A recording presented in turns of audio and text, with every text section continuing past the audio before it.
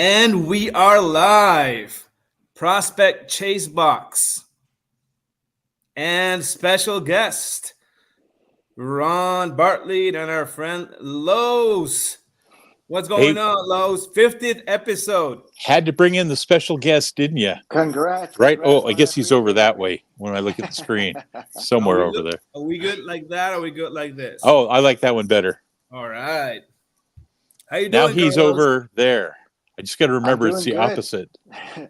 I'm doing good. I appreciate you guys inviting me to be part of the show today. Excited to be here. Fantastic. I'm waiting on my freaking USPS dude who hopefully will deliver Topps Chrome Black.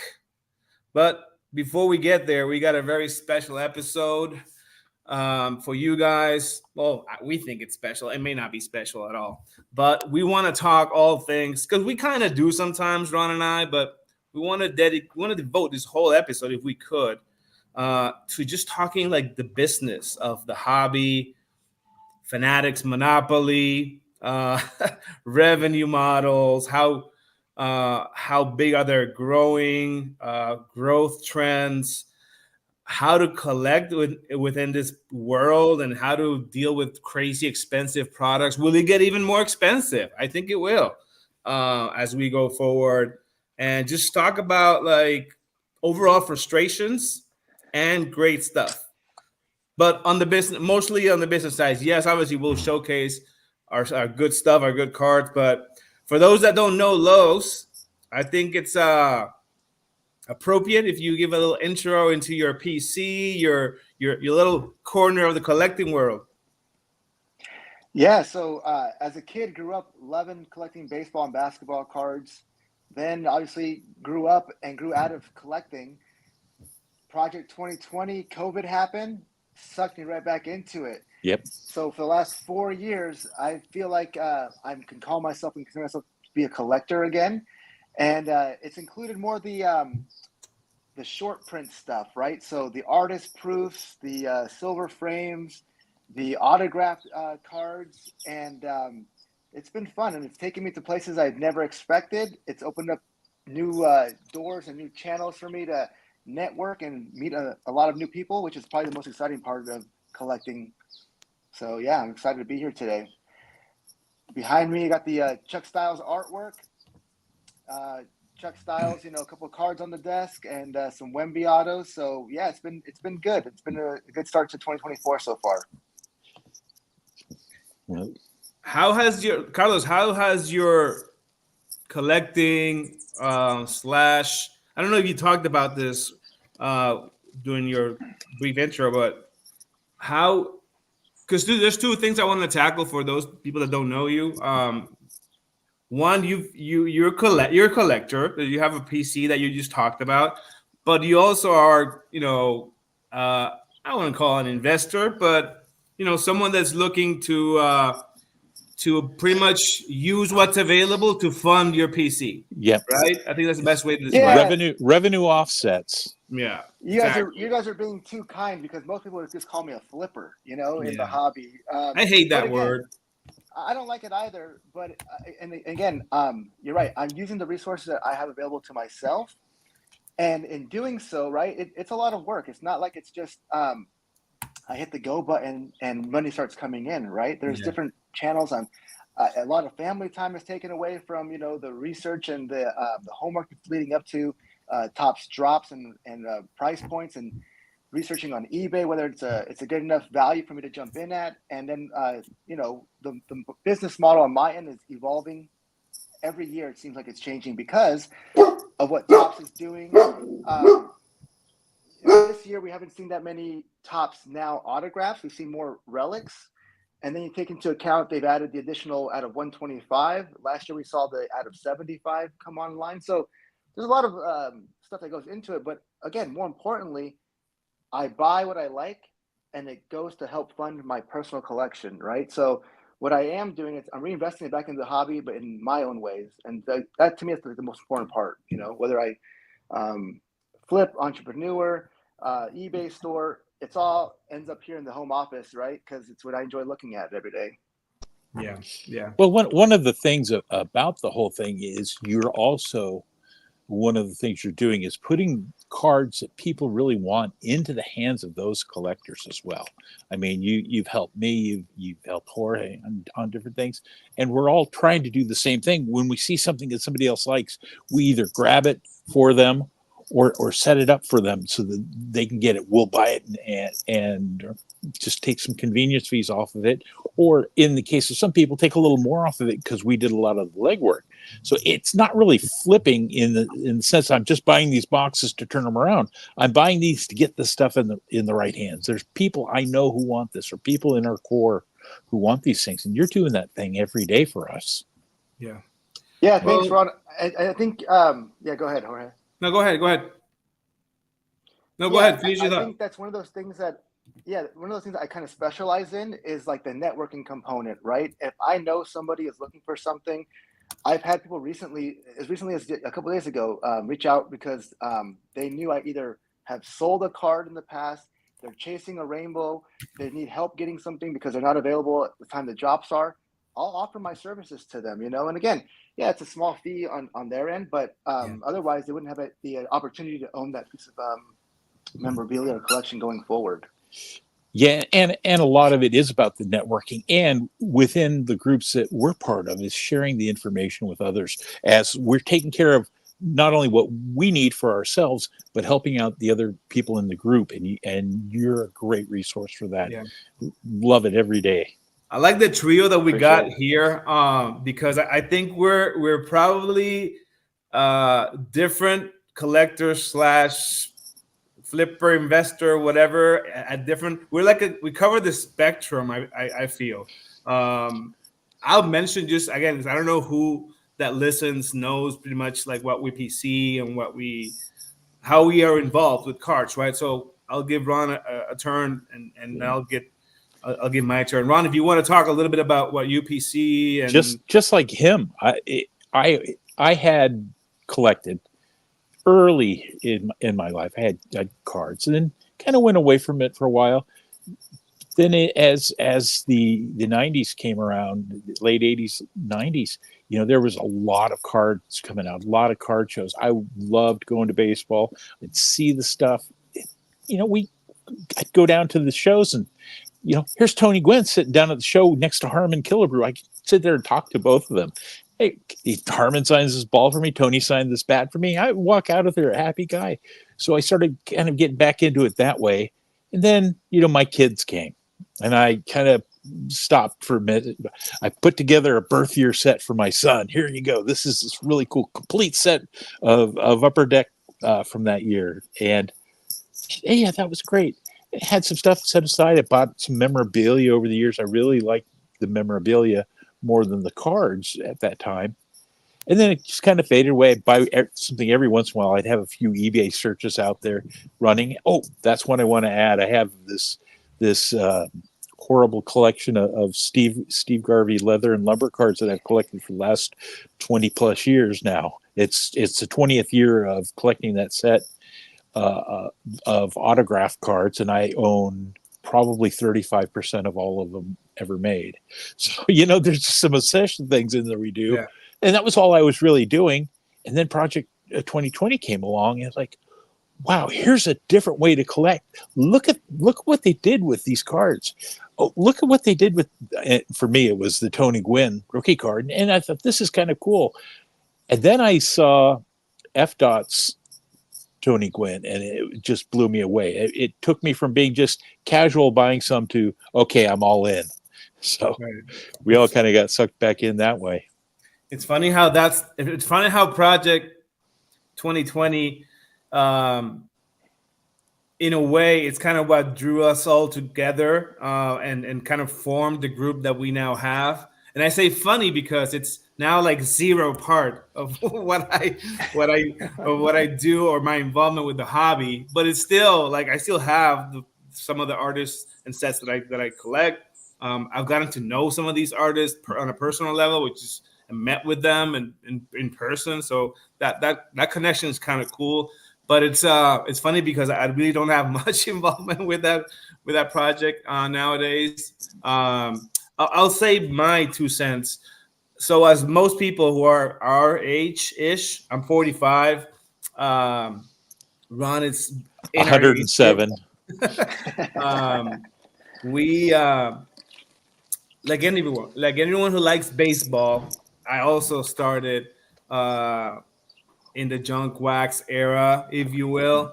1988, 89, 86. My favorite team is it's the Mets. So I have a special bond with my grandma on my dad's side, who was a hardcore Mets fan. I would see her every Sunday in the 80s, and we would spend a lot of time together, watch Mets games. She knew Lenny Dykstra stats, Wally Backman, Santana, Gooden, McDowell. She knew all the liners, before there was Baseball Savant, it was my grandma. Like she knew everything. Nice. And so I became a fan, obviously. This is back in the day when all the games you could see were either Cubs, Braves, or Mets nationally, right? Yeah. So you had to kind of decide. And I became a Mets fan. We won in 86. I got to see that World Series. I was like 8-ish, you say? Something like that. So anyways, in that era, baseball cards, I vividly remember I went to an all-boys Catholic school, and there are a lot of collectors. That age, like 7th grade, 8th grade, 92, 93, probably, something like that. No, more like 9th grade, 10th grade. People would bring cards to school and trade, an actual trade. Like we would have trade nights, if you will, at school. We're talking about Todd Van Poppel, 91 Upper Deck, Brian Taylor, 92 Leaf, that crazy set that everyone was, or 91 Leaf, was it? The Frank Thomas one. I forget. 1990, I think it was. And so, yeah, that was kind of my intro. But then, like everyone else, just kind of faded. And so what got me kind of back, crazy things for everyone, is like one particular thing that gets you back, right? Whether it's pandemic, whether it's something you saw, a YouTube video you saw, whatever. For me, pardon me, I'm getting over a cold. For me, I went to I went to an MLB PA fundraiser in 2000 in Texas. I brought my uncle because I knew there would be a lot of Hall of Famers there, and he loves the big hardcore Yankees fan. I brought him all the way from Florida. He flew in. We went to this fundraiser, the Players Trust, MLB PA Players Trust. Dave Winfield, which Ron would appreciate, was there. At the time, Yelich was like MVP or something. He was there.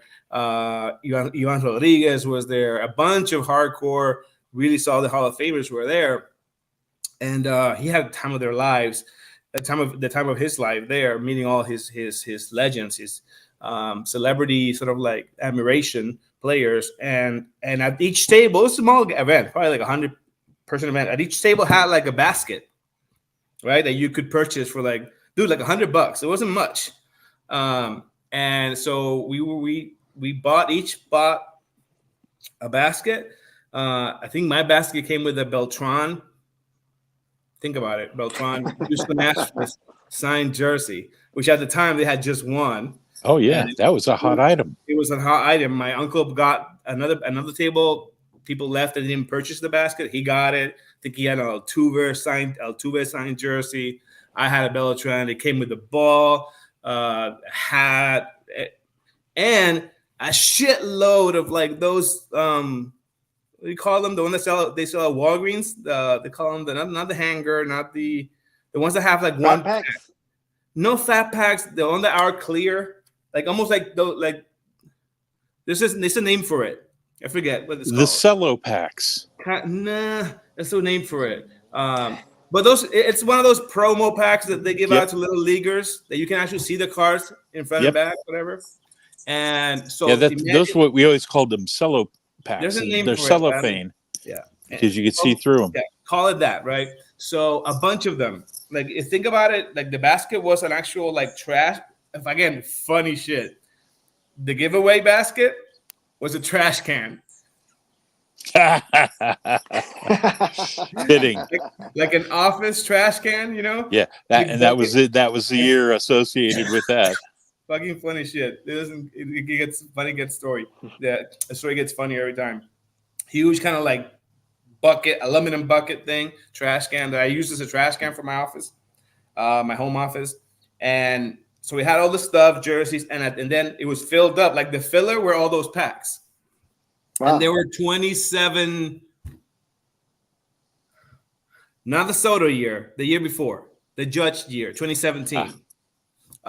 So still a pretty good Series 1 class from where I can remember.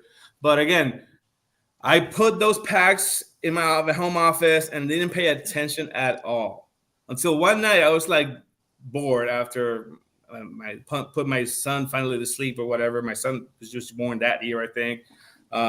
And I started ripping some of those packs. I'm like, oh, this is kind of cool. Dude, that was it. That was it. Hooked you again. Hooked you. I was like looking for information on that series, on what's going on with the hobby, whatever. Next I know, I'm buying all these like 2019 Topps Chrome boxes. And that's something that goes under respected is the amount of time we spend researching and the joy that some of that researching brings. It's like I'm putting together a rainbow of the San Diego Padres team card. I mean, it's ridiculous. It's stupid low price rainbow, but I'm having fun looking at odds, telling other people, sharing that information. Go, oh no, those are one in 50 packs. That's a good pull.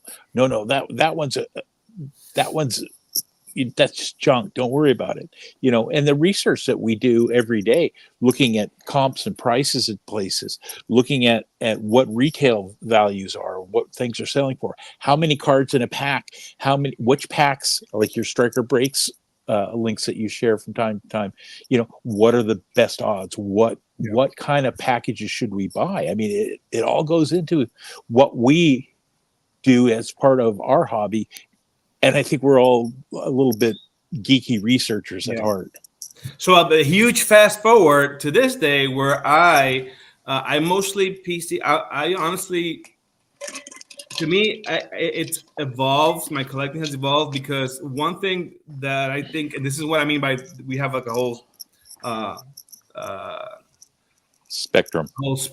Right, of collecting. Because for me, I've always, ever since college, I love baseball. I played baseball in high school. I almost got to play baseball in college, but I love baseball. But as I grew up after college, I became even more fascinated by the business of baseball, right? The professional sports business. And so when I got back into collecting-ish, right, if you will, in 2017, I was fascinated by this world of like, how much money is there in this, right? Like, in the same way I follow the business side of baseball and partly professionally, but also as a passion project.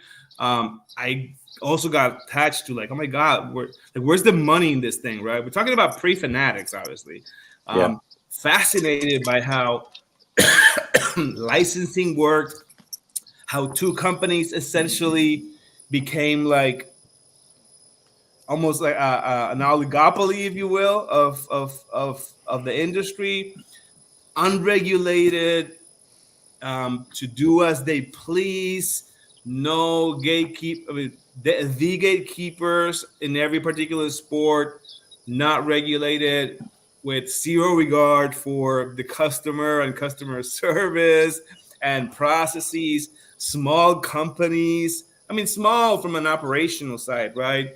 It was befuddling me, right? And obviously, we've grown ever since after the pandemic, and all the way to what we are now. So my collecting evolved to just honestly kind of leveraging that knowledge that I've been built and that interest, and now so what I do on the hobby, I have a product that's called the Prospect Chase Box, as you see in the background on of this video, where I call myself whatever. You can laugh all you will, but I think I'm a sealed, with some help, obviously, with people like Carlos and Ron, a sealed wax connoisseur, right? I spent a ton of research, a ton of time on figuring out what sealed product is worth what, for what does it project for down the line, what has what's investable, if you will, what's not, what's trash. So spend a lot of time doing that, and also we'll open up kind of a Facebook page.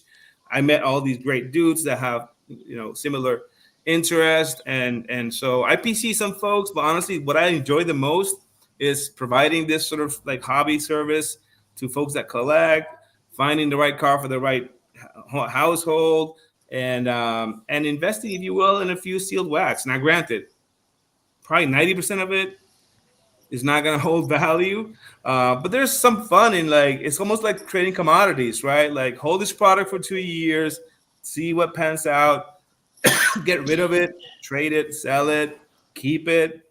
That's what I enjoy the most. Well, Anyway. and the value of cards isn't based on just the player. It's based on, hey, he was rookie this year. That's great.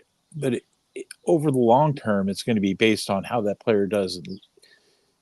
But there's also societal factors now at play, more so than ever, in the value of these cards. These cards will drop in value in a heartbeat when you have some problem, or some injury or things like that. You look at, the obvious one is Wander Franco, but you look at some of the other trends that have happened. He had an injury to Acuna 2 years ago. His value went way down. People could scoop up those cards. Turns around and has the most amazing season of anyone with a 40-70 year. And they haven't rebounded all that much. And they've ticked up just a little bit. They haven't come back to where they were. Look at the value's already baked in. That's the problem with the hobby. We'll talk about that now. Yep. Anyways, how should we start this? Listen, I think Fanatics is a great way to start. What do you think? Okay, so I'm gonna drive by and completely forget about the acquisition and how Fanatics came to be what it is in the hobby. What are your thoughts, Carlos? I'll start with you on how they've approached the business side of collecting, how the whole 10X thing, which I think it's 10X Fanatics, not the hobby, but that's another topic. What do you think is their role, and what do you think about how they've implemented what they've done? Again, being a newer collector, right? I've seen it, from 2019, 2020, how things have evolved just in the last 4 years, 5 years alone. And I wasn't around for. I wish I started collecting in 2018, right? The Otani years. I wasn't around where the $100 boxes existed, So when I came into it, seeing $350 for a box of Bowman or $500 for these boxes now, that was kind of the normal to me, right? Now, how I've seen how it's evolved. Did we lose Jorge? We lost his. Oh, there he's back. I think he must hit the I'm wrong here. button. He's having a cough attack. Yeah. So so for me, seeing these prices, it's what disconcerting to me is that Topps and Fanatics, what they did is they saw what the secondary market was doing, and they took that business model and have now applied it to their retail market, and that's what's hurting the everyday average consumer. And that's what the problem, the biggest problem I have is that it's taken a lot of future collectors and just they don't have a price point offering for them anymore, especially for some of the nicer products at what they're offering now. And then not only that, they've also saturated the market by increasing print runs, increasing productions, and then providing an inferior product, right? It's kind of why I stopped buying some of the base cards, paper products, right? Because you'd be all excited and hit that one prospect that you were chasing, or a couple rookies that you're looking forward to, and then you recognize at the end of the day, even in a PSA 10, it's worth like $50, and I just spent $500 on boxes chasing these guys, and I'm not getting any real value out of that as far as monetary long-term value. But it's fun for me, the chase of it, though, right? And I think that's what Ron was alluding to earlier. Yeah. There's certain cards in certain sets that I still have my my eBay search engine. Send me these emails every night. I'm looking for a couple of cards still within my PC that I'm not going to mention right now because I don't want anybody working against me here. Let me. Would you say that again, please? right. Yeah. And so that to me is the funnest part of it. That's what makes me like feel like I'm 12 years old again collecting, is the chasing down that certain person or that certain card or that rainbow, and it's just, again, with Fanatics doing what they're doing, it's just kind of diluted it for myself as an adult now. Yeah, I agree with you 100%. The thing that really kicked the prices, and and you go back to the pandemic, is people were locked up. They had more disposable income because they weren't out there spending it like they were before. So they started doing this, and then the card prices started taking off, and the demand was growing. The supply was so low, you could actually just be buying boxes and flipping them. I mean, I remember getting some boxes for people, and it was like, yeah, hey, I'll pay you $50 over the cost if you just buy it and ship it to me. Okay, great. Or $100 just on some of these lower end products like Stadium Club. It was ridiculous during the pandemic times, and trying to work with people. And they now adjusted their print runs and have increased every year. You look at the Series 1 print count this year, what is like 2 million of each card are produced? I think it was the number. So, hey, everybody's chasing Elliot De La Cruz. Okay, great. There's 2 million of them, and you're going to end up with 100,000 PSA 10s. It's really oversaturated product. So the only product that really holds its value then are the parallels and the other types of inserts. So we're going back to that late 80s, early 90s model of chasing inserts. Yeah. It's coming full circle again. Okay, so many layers to this, so many ways to unpack this. I'll tell you this much: Fanatics as a company, it's a company that is forcing me to come to terms and give and accept what I've known to be true in my world, in my profession, and in my daily life, which is Fanatics is as of right now, it's a private company who's in the interest of making money. And I say funny because I have no qualms thinking about it this way when it comes to MLB and in professional baseball, right? I always sit like I probably have the contrarian view to many folks who delve into these topics, because I am one to think that MLB, that professional baseball, before being a hobby, a fan, a passion, it's a business. And I think 95, if not 99% of people that are fans of their particular teams and of baseball in general, right? They don't think with those lenses on, right? They think that and I understand, right, what fanhood is, right? Thinking that a team, it's yours, it's your cities, whatever. It's not. Like, your team, it's a private enterprise owned by a private group that just happens to be in a league where they play, and that they only play because Congress has given them this exemption from antitrust.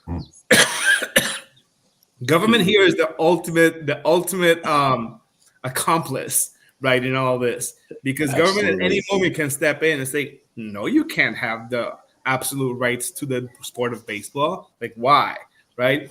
But they've attached, it's the ultimate contradiction, because they've attached this sort of concept of the antitrust exemption in the interest of, like, oh, because they represent a city and cities have something to root for and go to. Tell that to Oakland.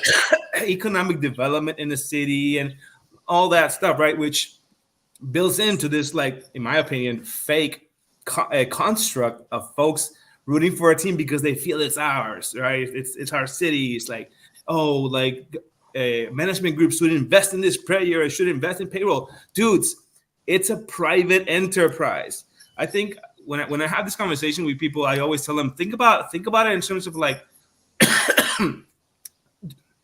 wrestling. This is WWE, right? Like you would never think that WWE, because SmackDown is going to your city, oh, it's yours or whatever, right? It's professional sports owned by a private party. So I mentioned that because on the one hand, I feel that that's the case in baseball. I'm always in that sense caught in this position of being pro player, but also pro private enterprise and understanding how private enterprise works and how decisions are made. But when it translates to the hobby, I'm like, it's tough to make that same analysis, but it's true, right? Like this is a company looking to maximize return as of right now for themselves, likely within the next 2 years after an IPO to his investors. So they are going to do whatever it's best for them. Now, granted, we all think, and I think there's something to it, that as a business, one of your long-term considerations for the durability of your enterprise would be to appease people that are in it, appease the stakeholders like collectors, dealers, people along the ladder, right? And although that's true, the ultimate goal for them will always be to make money, right? You're correct. It is, the goal is to make money, but the other goal of it has to be to grow your customer base. And they do. And that's they're fighting that right now, though. You're putting prices at a price point where the up and coming collector is going to miss. You're getting those mid-tier products are now out of price, and the higher tier products are unattainable. I agree. Yet stuff is still selling out. That's right. The hard It's part, taking longer. You're starting to see some of it taking longer. It's like this ridiculous Star Wars Sapphire that came out. Yeah. It's taking longer on, and I want to go back to your point because I think it's a good segue to the next point. But to Lowe's argument, it's taken longer, but they control the reins. Yeah. Because they have the majority of the inputs.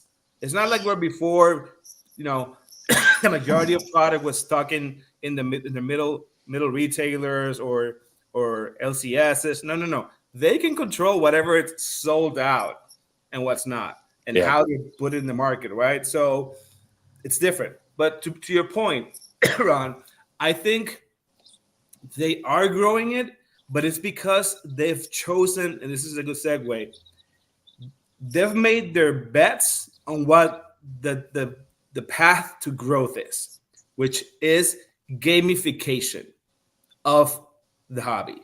And what I mean by that is,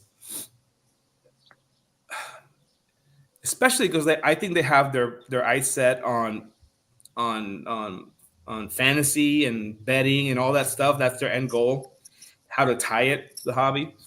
But they've made their bets on how we grow. It's not an appeasing run.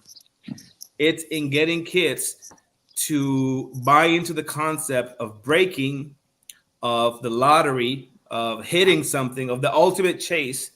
It doesn't matter how much we price it because we control the inputs and we control the people that sell the inputs, right? Because we give them the product. Without our blessing, they can't sell our product.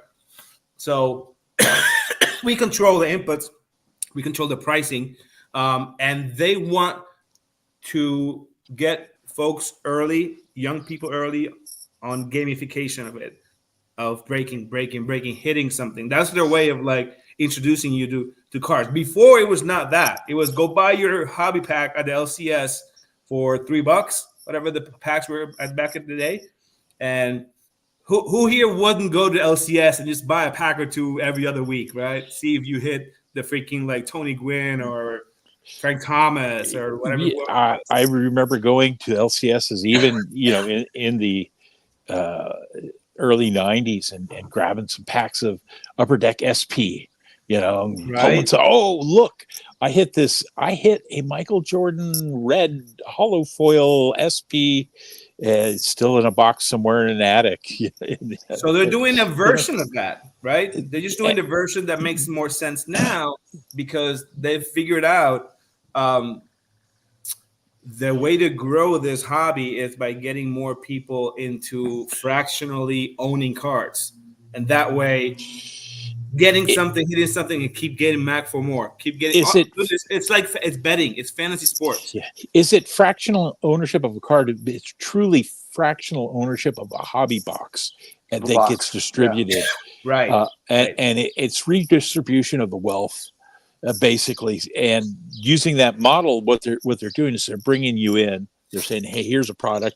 We're going to control the people we hand these boxes to. Oh, and by the way, we don't control what goes in the box, but this guy's getting the good hits all the time over here."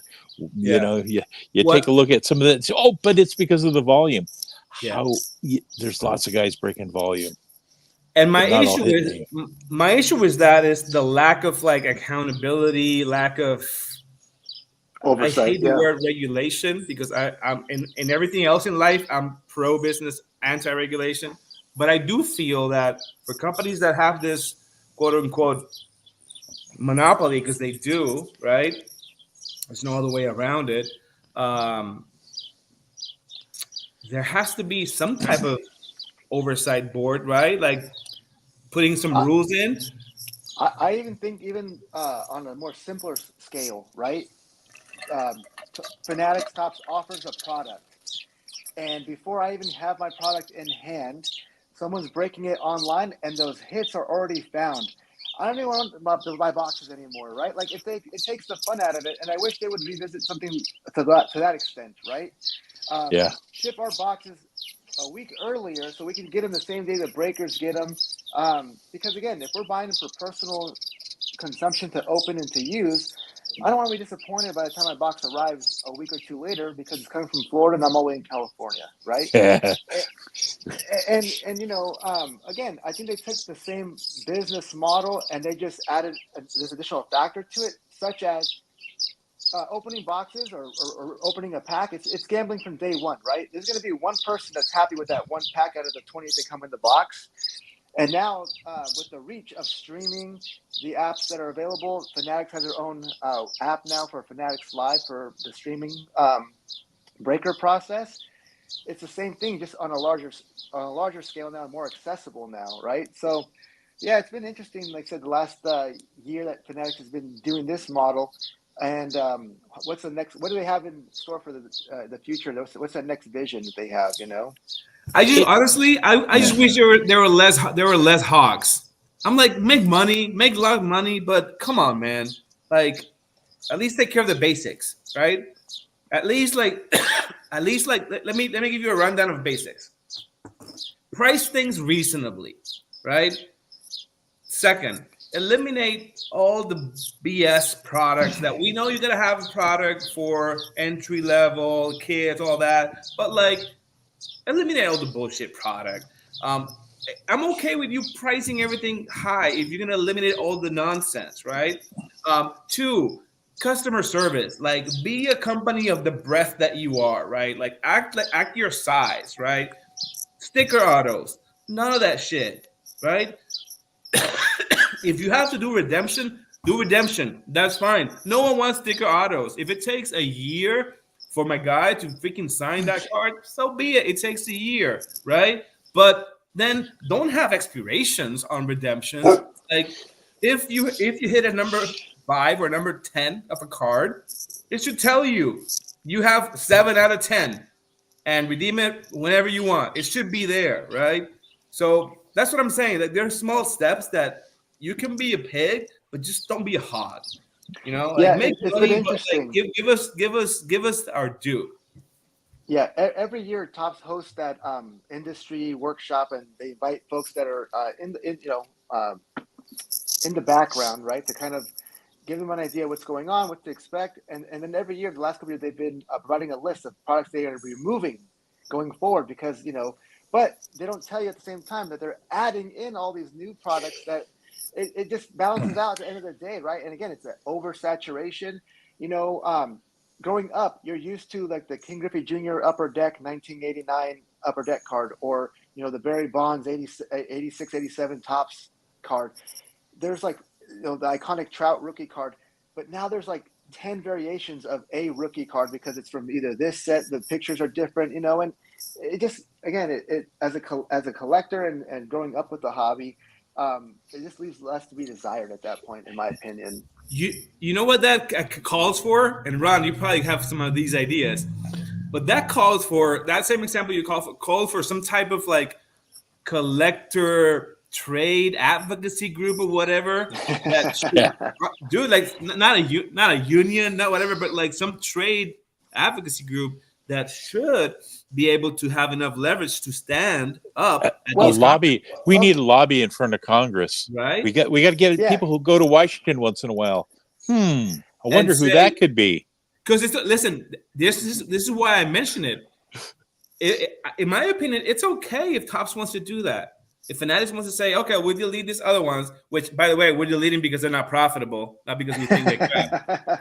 Let's put in these other ones that are special artist, Bumballer, or this or that, whatever, chromium, beautiful, that we can make money on, price it high. And that's fine. In my opinion, do that.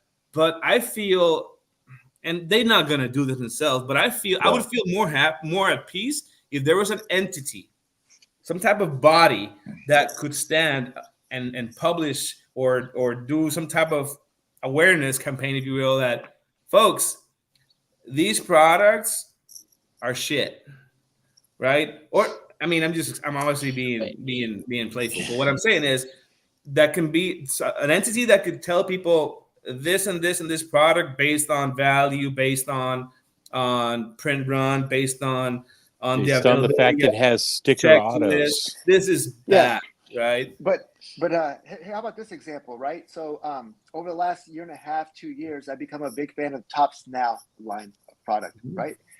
One of the appeals to me was, even though you had to wait 6 months, in some cases 18 months, it'd be an on-card auto, which, again, it's a huge advantage in collecting, right? As opposed to a sticker auto. But then as of recently and as of late, we've seen a couple of recent products issued with sticker autos, right? And Caitlin Clark and the UFC fighter that they just released one over the weekend. And it's like, I jumped into Topps Now because it offered something specifically for me. And now I'm invested in this line. And now you've diluted it, and now you've turned me off from it going forward, but it's because they'd already hooked me, So that's just the most recent example I can think of right now where Topps kind of pulled the okie doke and the carpet from under the rug, That's another segue. Great segue. Topps Now. What do you think of Topps Now, Ron? You know what? The former structure of it, allowing the Platts and other people specific tiers where you're buying in at that tier, I liked that model. If I wanted a card of a certain thing, I knew I was going to have to pony up for it.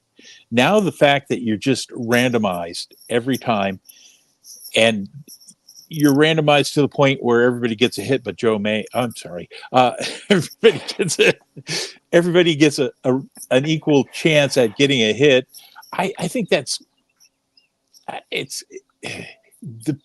kicked up the price too much to equate for what they're trying to make up for from the other end. The prices just went too high on most of the products. So there's been a couple of values. We've seen it. The Dwight Gooden was a value the other day. I mean, that was a complete value buy. The Gronkowski card, that was still, there was still some meat on the bone. There's still a value play there. But the fact that most of these cards, you're looking at $300 minimum on most of the rookies these days for a relic card. They've released one auto in Topps Now for a player. So, we won't talk about Gooden. We don't talk about Gronkowski. They are not current players. The only one they've released so far this year is Jackson Merrill. The one out of, I think we're about 25 or 6 relic cards in now. Before I forget, one more item in my list of complaints to Topps. If you are pre-selling a product, you should be including the checklist for it as of the moment of pre-order. They actually did that. They did but they only did it this time. We'll see what happens going down the road. But In the past, they haven't done it. They've told you, they've offered you a product without you knowing what the heck is on it. Even the prospect chase box tells you what's in the product before we release it. Anyways, that's a good point. But yeah, the Top Snow product as a whole, I have enjoyed. I started buying into that in 2020. It was like, oh, here's a cool thing. I bought into it and then really started looking at it. What was the stupid Bernie Sanders card? That thing printed through the moon. They've done some fun things and interesting things with it. For me, the really big first auto buy in that set, because I wasn't on top of it before, was when San Diego's own Joe Musgrove threw San Diego's only no-hitter ever in the history of the game. It's like, you mean I can get this card for $70 and then get $40 off by using my rewards? I'm in. Yeah. But they've since ticked that price up and up and up, where you're seeing, anything. Ellie De La Cruz, what's it going to be? Yeah. What's that? I was going to say that I think it's the one product they've put out that goes to kind of appeasing that collector, right, in the hobby. It fills that collector space. It's a niche for sure, but there's a couple things that I want to address. So, like Ron said, the previous version of what they used to do for the plats, I didn't mind that, but what I did mind was that they would be able to order as many as they wanted to of that whatever number card that was, right? So there wasn't an opportunity for the public to get their hands on out of 5s, out of 10s, or the colored parallels, right? You have to pretty much stick with the base set or the 1 of 1 if you were looking up to land one of those. The other part that I'm not a big fan of this season is the pricing model. Jackson Holiday, right? Game 1 of career, and his prices were already at the at Hall of Fame status, and not even then. I mean, even higher, because the prospect element of this, right? And there's no consistency with the incoming rookie class or the call-up folks. Well, and what they're doing to make the justifications they're getting to make a card. Hey, it's the first called up player to have an RBI with no hits in 3 plate appearances, and they're making up these stats. The 2 home runs for LA De La Cruz, first player to ever hit a 450-foot home run and have an inside the park home run. So this is a prime example, right? And I'm not mad at it, because we wouldn't have got these autos otherwise. But 5 times 5. First guy with 5 blocks, 5 steals, 5 points, 5 everything, right? Made up stat. First guy, youngest guy for 1,000 points, right? Like, they're just making stuff up now. And at one point, it was just too much. Like, there was 3 Wemby autos within a week because of the first to do X, right? And it's like, again, I'm not interested in those kind of things, 2250 each. You know what happens though? And this is weird. I want to go in. I'm gonna defend Tops here. Defend Fanatics. That's on us. That's on us, because all they're doing is responding to this sort of artificial demand. Granted, slightly on us, but also on them, because they know that they've built up the infrastructure that allows for these products to be around, right? But they are only doing it like for example, if those Wemby products didn't sell out, right? They wouldn't be coming out with stupid stat versions of autos and whatnot. But people want it, right? So they want it because they're the only ones that can offer it. So with Wemby, they have an exclusive auto deal in place, which again, I'm not mad at it. They were smart for thinking about it, right? They had it for a while with Caitlin Clark as well. They had it with CJ Stroud on the NFL side. Again, you couldn't use the team names, right? So that kind of turned me off to it for now. But again, that's going to change in a couple of years, right? But as far as a rookie card with an autograph, these are going to be so limited for this first year, where they might end up doing 5 cards overall out of 99. So that's 500 cards max, right? Yeah. Panini will do 500 cards in every series for these guys, if not more, right? So I like the exclusive and the limited component of it. I just feel like they're just gouging the public sector for it, though, for sure. Okay, so I'm gonna switch gears a little bit here because I'm gonna give us around an hour. Don't want to abuse our time with folks. I'm gonna move it to the future. What do you, what trends? Because of all these things that we've talked about Fanatics doing, how do you see people reacting to these moves by Fanatics? Have you noticed any particular buying trend or anything of collectors responding to these moves? Well, let me tell you where I'm at with it now. I have become more of a skeptical collector. I will buy a box or two to rip up my own, or if one of my buddies calls and says, "Hey, I got a great deal on a case of hangers. You want to split that with me?" Or something like that.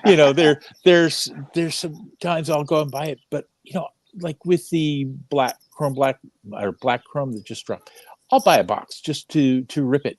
But the cards I'm looking for, I'm going to be looking on the secondary market. I did that with the gilded collection this year. I bought several gilded cards.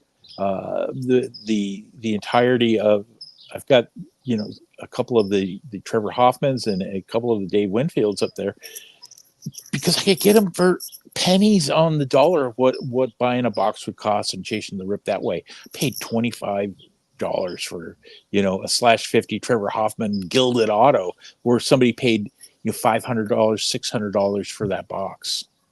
So Would you be upset? This is a question to both of you. Yeah. Would you be upset if Topps did away with the quasi premium stuff, the baller, the whatever, and just stick to the premium stuff, the sapphire, the gilded, the dynasty, whatever, and just bump the price to go maybe not Panini levels, but to when you're go. looking at $10 a card in sapphire now on average, if a box is selling for $350, you're a little over $10 a card.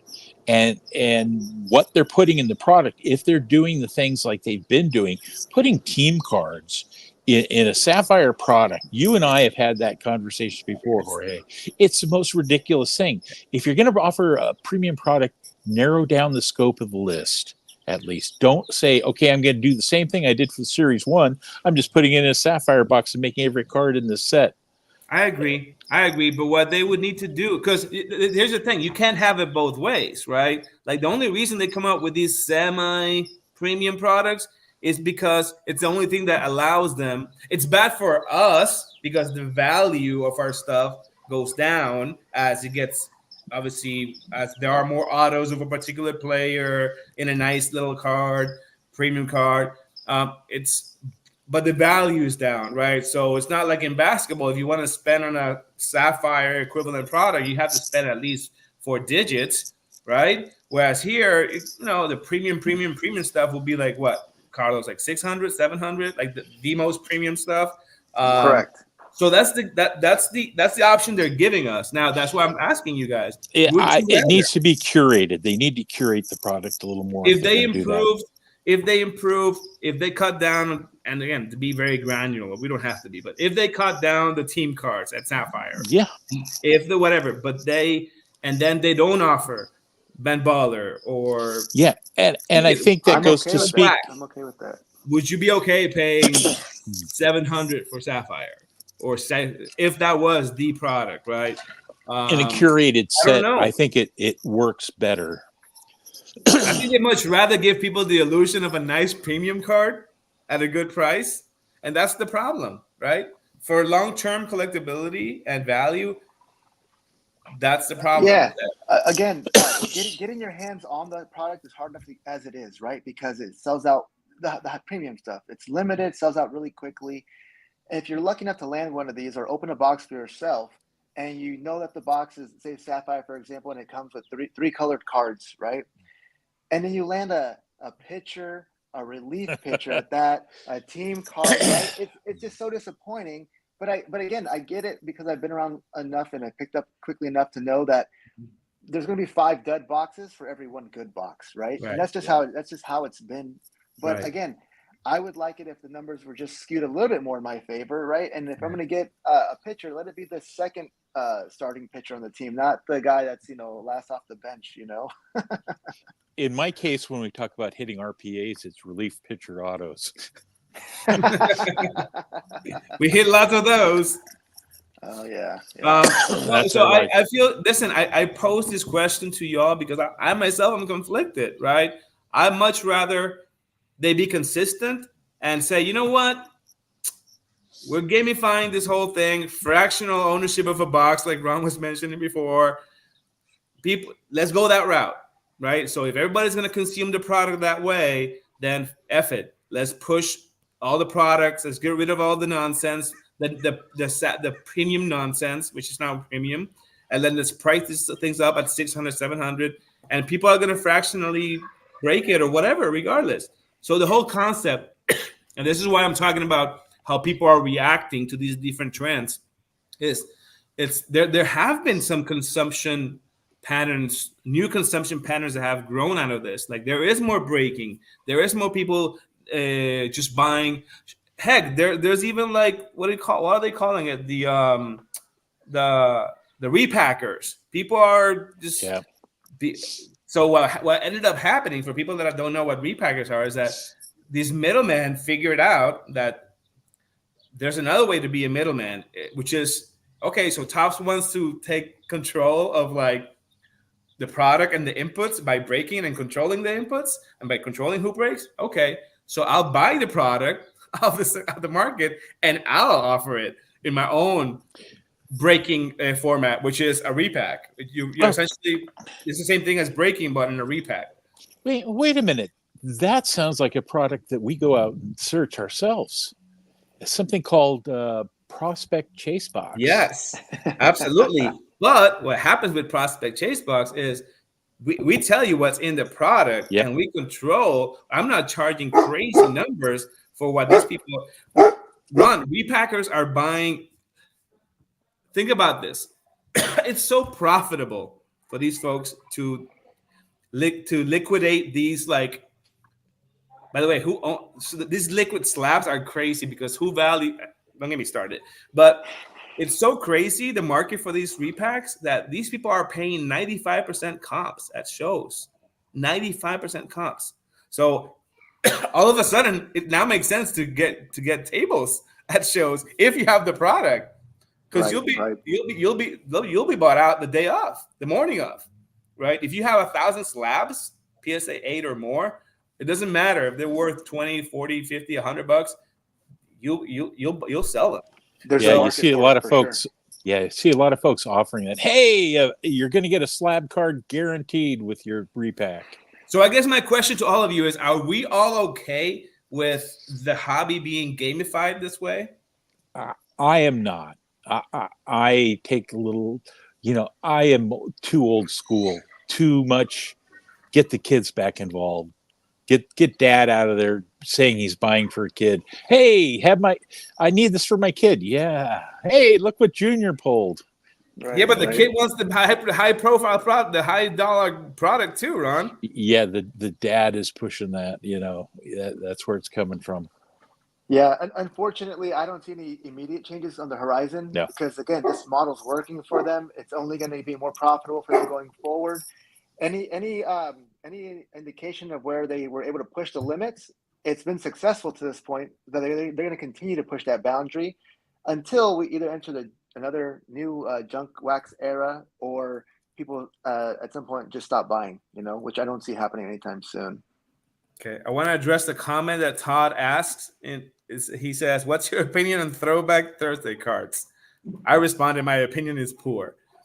But I don't buy them. It's just not for me though, or my customer base. So I think it's totally a PC item. Totally a PC item. If that's what you like, some people say collect what you like, right? And there's a point to that. I say collect what you like, but at a price point you like too.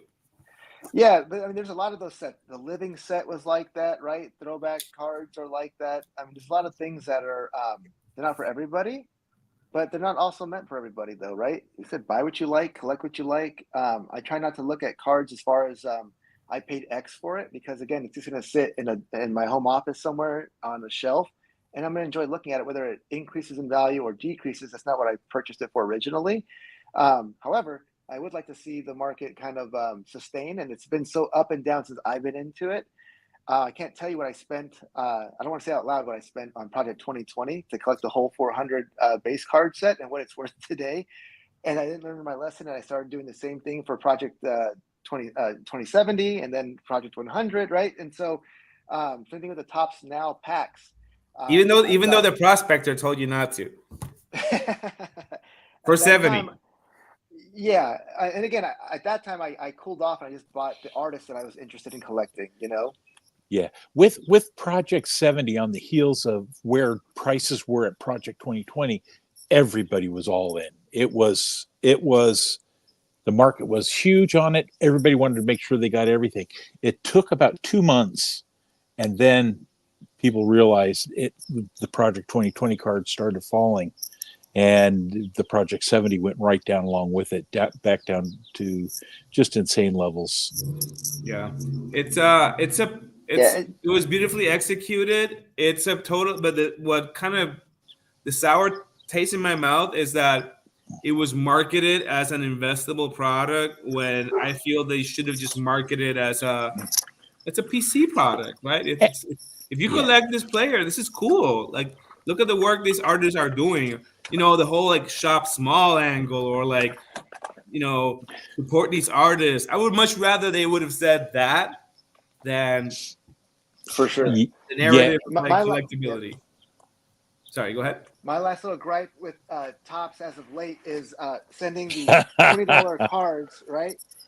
No bubble wrap, no black envelope. Right? That was the start of Project 2020. The early cards didn't come with the sleeves and all the things, and every card was showing up scratched. They were just put into the what is now being called the fry box. I didn't know it was called that till recently. So, but those cards came and they came scratched up. Now with Project 70, the one real issue was the size of the project. That killed it. Yeah. That absolutely killed it. Project 100, they scaled down, but by that time people got burnt out from Project 70. So Project 100 did not do what it should. No, again, it's another great illustration of it. You know, Hobbs gets hotter. You know? You cannot just leave a good product alone. Like, you didn't just make good money on Project 2020. You had to really like just twist the blade. And the year after, when you know those checks, those what do you call it, PPP checks or whatever, they're trickling down. Like that money's coming, it's stopping to flow. You still went out with that product. So now that's the issue. The best thing about the two projects were they introduced us to some artists and different approaches to take on collecting. It was a whole new approach for us.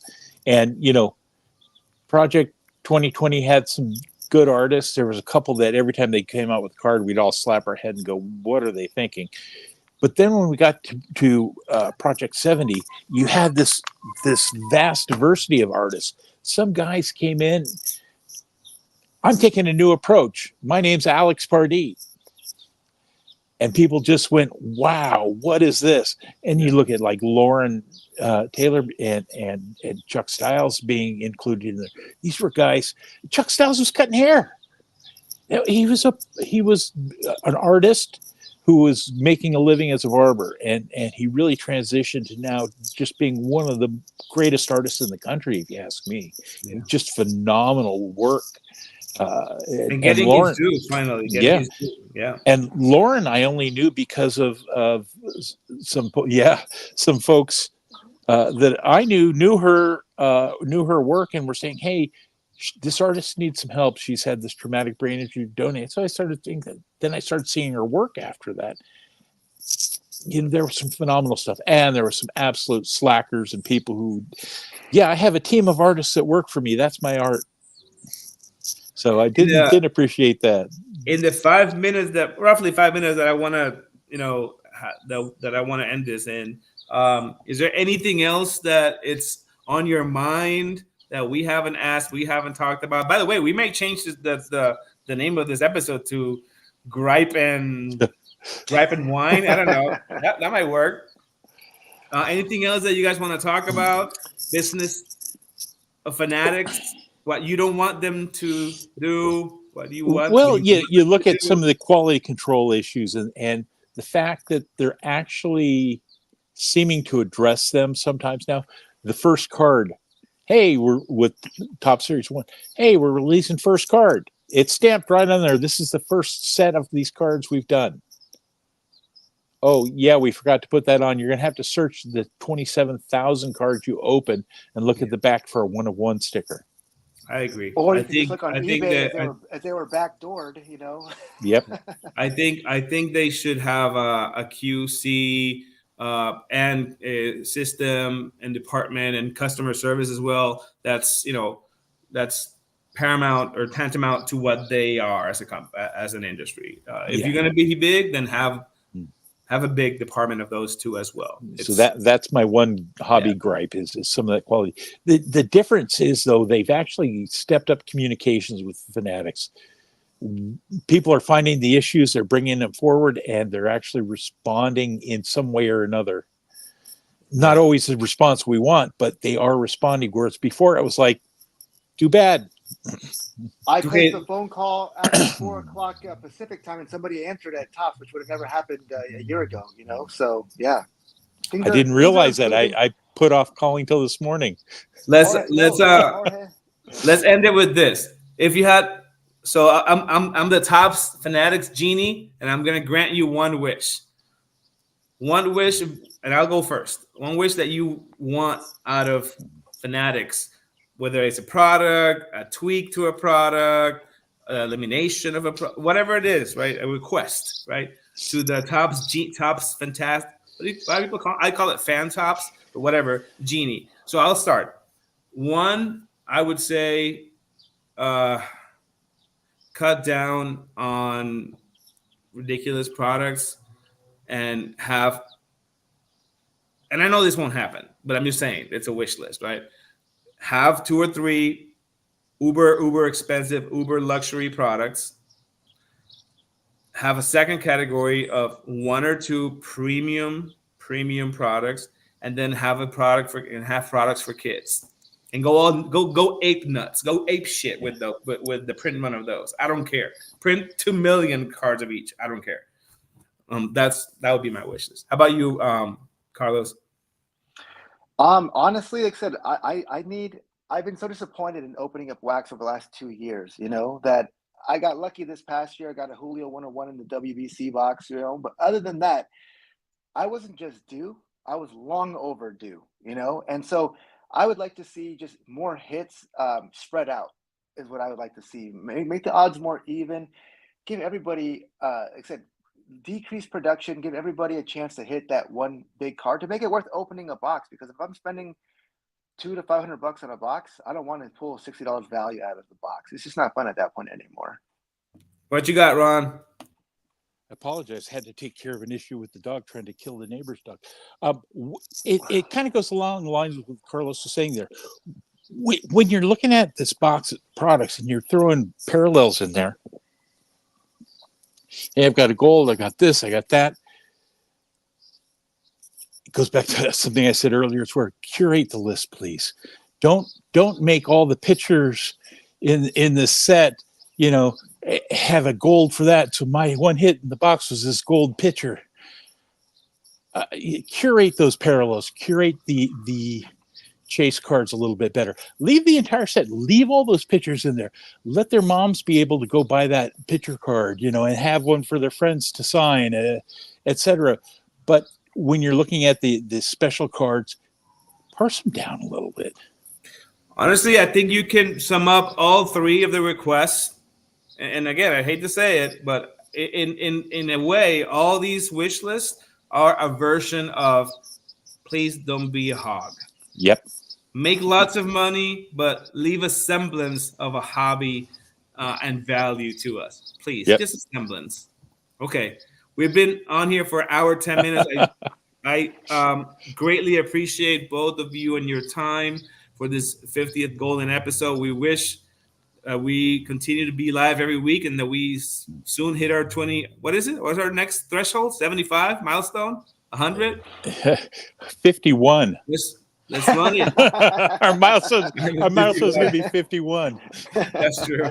That's true. But anyways, thanks to anyone who's watching this live or recorded. Again, appreciate both of you taking some time from your Thursday, and we'll see you. Carlos, if you like the invite and you want to make this a semi-regular appearance, we're more than happy to have you. Much Okay, appreciated. folks. Thanks for the invite. Good to Thank be here you. with you guys. Thank All right. you. Bye-bye. Bye. Where's your slogan?